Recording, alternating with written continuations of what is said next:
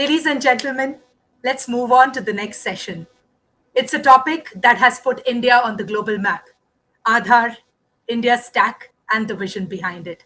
And addressing this topic is none other than Mr. Nandan Nilekani. Mr. Nilekani is the co founder and the chairman of Infosys Technologies. He was the founding chairman of the Unique Identification Authority of India, also called UIDAI, in the rank of a cabinet minister from '09 to '40. Most recently, Nandan has co founded and is the chairman of EkStep, a not for profit effort to create a learner centric, technology based platform to improve basic literacy and numeracy for millions of children. Welcome, Nandan.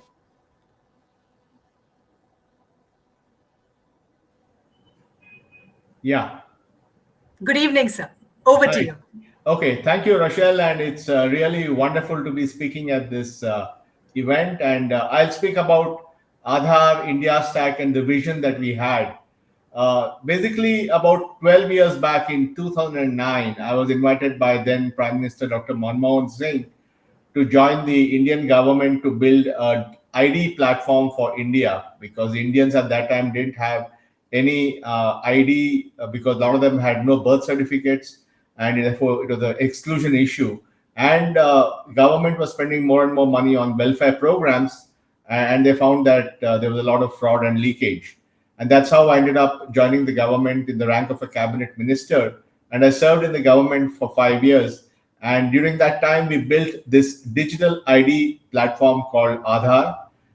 When I left the government, Aadhaar had reached 600 million people. Subsequently, the new government under Prime Minister Modi took it off with full vigor. And today we have 1.3 billion people on the Aadhaar platform.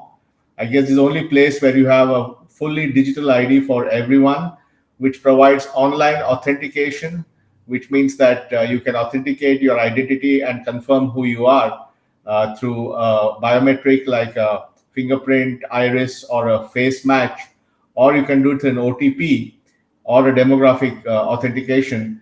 And today the country does about 50 million of these authentications a day.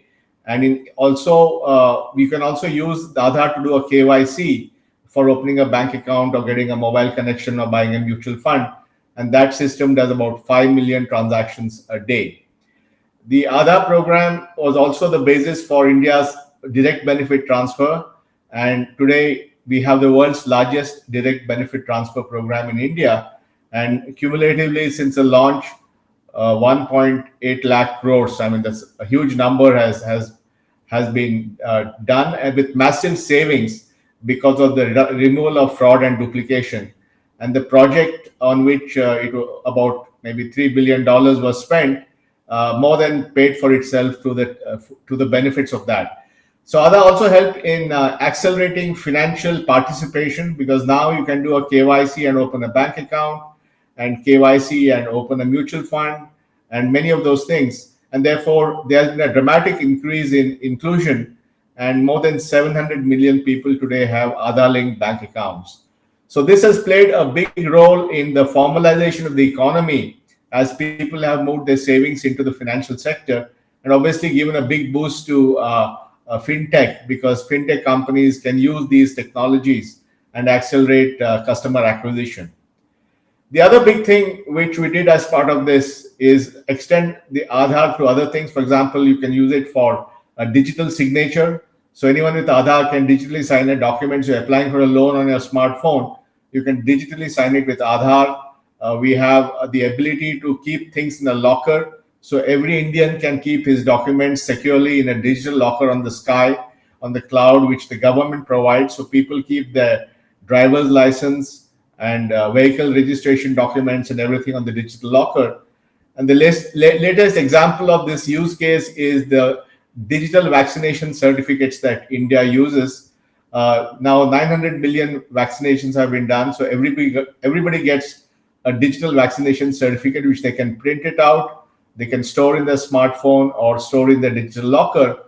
And this certificate is digital, it's encrypted, it's as a certificate, it's digitally signed, and it has a QR code, with which anybody can check whether the certificate is genuine or not. So this is the world's largest vaccination certificate program using digital technology.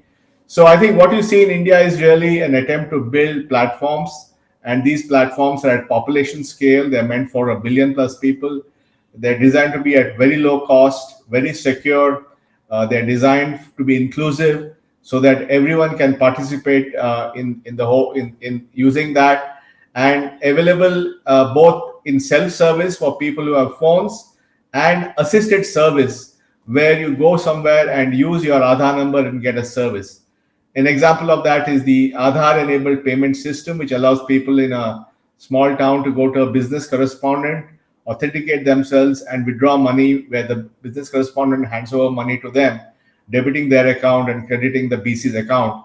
And this system has done more than 110 million transactions since inception. So as you can see, this has had a big impact across the board. But there are many other things that have happened since then. Sometime in 2013, a conversation began at the National Payment Corporation of India to set up a next generation payment system. They already had a fast payment system called IMPS that gave instant credit, but they were looking at something for the future. And after I stepped down from the government, I became an advisor on innovation and public policy to NPCI. And that led to that discussion, and conversations with NPCI led to the creation of a next generation payment system called UPI, Unified Payment Interface, which is a common payment rail, any bank account with a variety of front end apps. You can do this on PhonePe or Paytm or Bharat Pay, or you can use Google Pay, WhatsApp Pay, Facebook, Amazon, whatever. And this was launched in May of 2016. And in October of 2016, this platform was doing 100,000 transactions a month. But then demonetization happened, and there was a big push towards digital payments by the government. And today, the latest figure last month was about 3.6 billion transactions. And it's the fastest growing digital platform payment platform in the world. And here again, it provides very efficient, low-cost payments. And many companies have come around it, which have subsequently become very valuable companies. For example, PhonePe, which is part of Walmart, is worth tens of billions of dollars. And they one of the big reasons for the success is they went all in on UPI. And another company which came out of this infrastructure was Bharat Pay, which again, focused not on the consumer side but on the merchant side, and built a huge network of UPI QR codes across the country. And you could use any consumer app to make a payment, and that led to many new use cases. So what we are seeing really is a unique model where the government or government allied institutions are creating low-cost digital infrastructure, which is ubiquitous, it's high volume, all these things operate in billions of transactions kind of model. They're all built using an open source stack. So they're very cheap to operate. They're very inclusive. Every Indian can participate. And then they're all available with APIs. So there are APIs to use Aadhaar authentication. There are APIs to use Aadhaar KYC. There are APIs to use the UPI platform. And these are all available to all players. So it's a level playing field. And then therefore the innovation then goes on top of these APIs. And then people are able to combine these various public infrastructure to create new capabilities. For example, India had a program where you could reserve or carve out money for an IPO, but the actual debit to the account happened only when you got a successful allocation. And it's called the ASBA program. And ASBA was then made compatible with UPI. So anyone with a smartphone, an app, and UPI can apply for an IPO with just a couple of clicks on his phone. And there's belief that some of the recent buoyancy of applications for initial public offerings, the increase of investors in the Indian capital markets, is because of the ease of use for people to apply for IPOs. And I think this is a combination of using a payment system and an existing feature in the capital markets to create a very useful benefit. Another example of that is the what's called as the recurring mandate or auto pay feature in UPI, which allows you very conveniently on your phone to set up recurring payment instructions. It could be an EMI payment, it could be something like a SIP for a mutual fund, it could be your Netflix subscription. So you can set this up very easily. And this was launched a few months back. Already, I think there are over 1 million mandates. And this will allow entrepreneurs to create all kinds of neat features, for example, for a subscription model or whatever they're doing in the business. Or you can set up a rule that says that whenever you take a ride share from Uber or Ola, if the transaction value is less than 1,000 rupees, then you can auto debit my account and so on. So fundamentally, this is going to ease friction, make frictionless payments possible, and create a lot of innovation on top of this. Now, one more recent development which is very exciting is something called as the account aggregator network, which is part of this whole vision that we have. And the account aggregator network is based on a very fundamental premise that if we can empower people with their own data, then they can do many things with it. And the first use of this is in financial sector.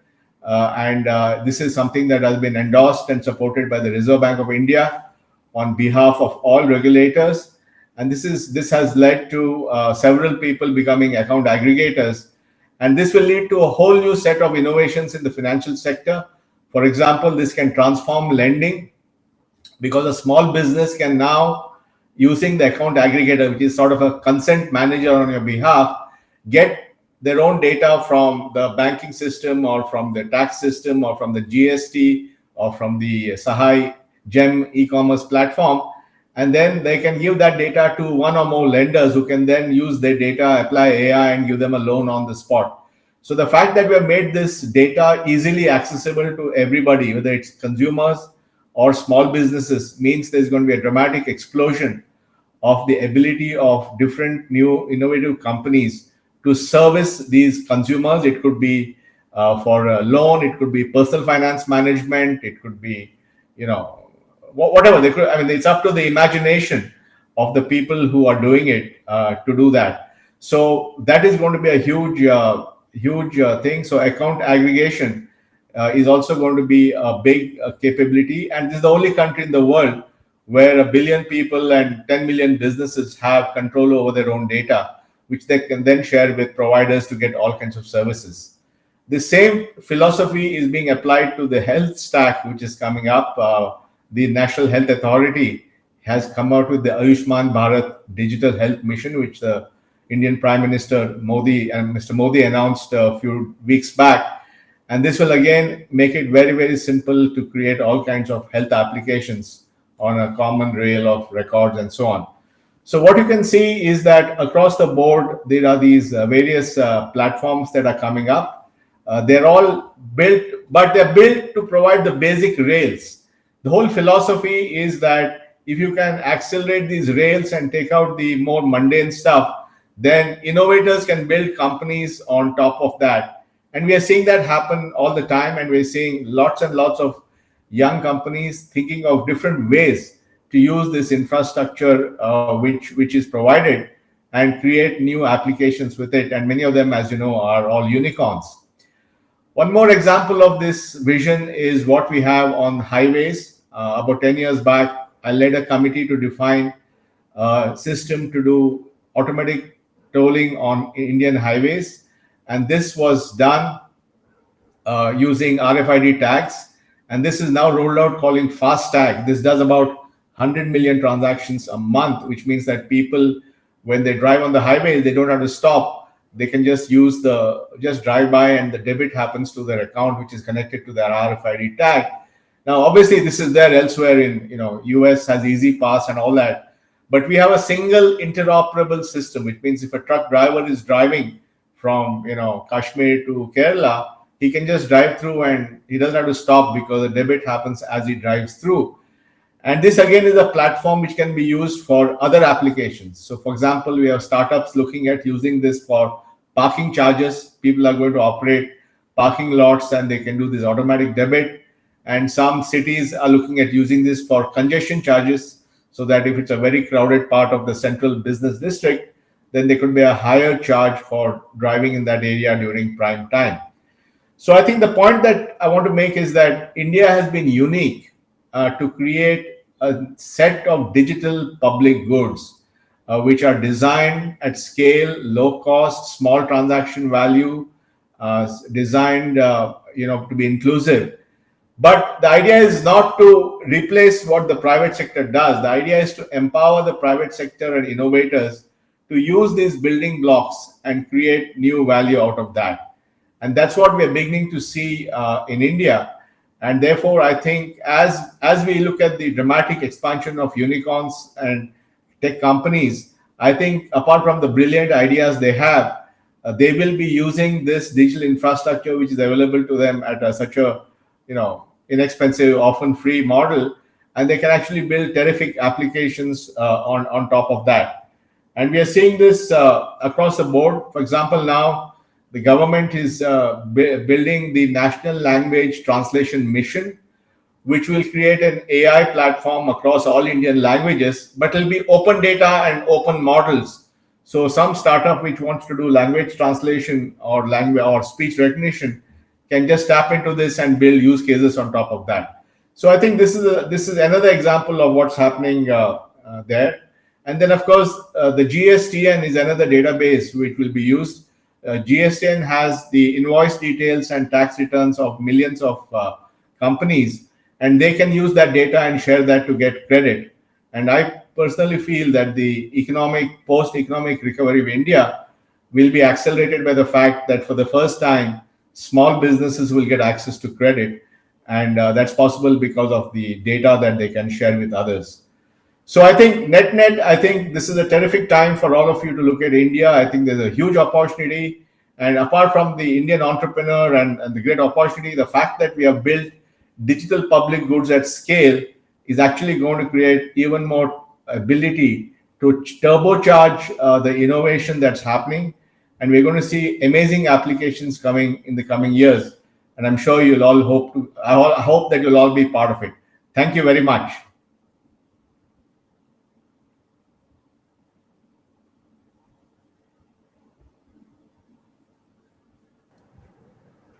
Thank you, Mr. Nilekani, for that empowering presentation on the Aadhaar and the tech stack.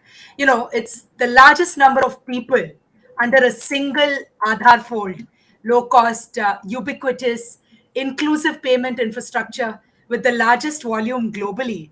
I agree with you.